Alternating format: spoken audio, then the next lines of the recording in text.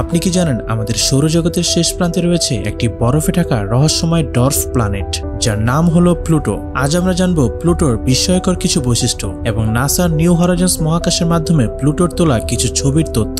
আপনি এখন যে ছবিটি দেখছেন সেটা প্লুটোর পৃষ্ঠের 3500 মিটার উঁচু বরফে ঢাকা পাহাড়ের ছবি। এই অসাধারণ দৃশ্য ধরা পড়েছিল নাসার নিউ হরাইজন্স মহাকাশের ক্যামেরায়। প্লুটোর এই পাহাড়গুলি মূলত পানির বরফের তৈরি, যা শক্ত পাথরের মতো শক্ত। প্লুটো সূর্য থেকে প্রায় 6 বিলিয়ন কিলোমিটার দূরে আছে। এত দূরত্বে থাকা সত্ত্বেও এটি আমাদের বৈজ্ঞানিক কৌতূহলের কেন্দ্রবিন্দু।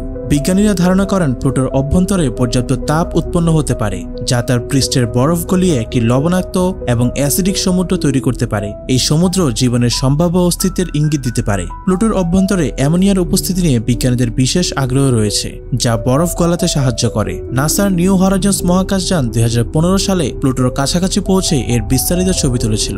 এই মিশনটি প্লুটোর ভূতাত্ত্বিক বৈশিষ্ট্য এবং পৃষ্ঠের রাসায়নিক উপাদান সম্পর্কে নতুন জানার সুযোগ করে দিয়েছে। প্লুটোর 5টি চাঁদ রয়েছে, যার মধ্যে সবচেয়ে বড় চাঁদের নাম হচ্ছে শ্যারন। এই ধরনের আরো ইন্টারেস্টিং এবং ইনফরমেটিভ ভিডিওর জন্য সাবস্ক্রাইব করে আমাদের সাথে থাকুন।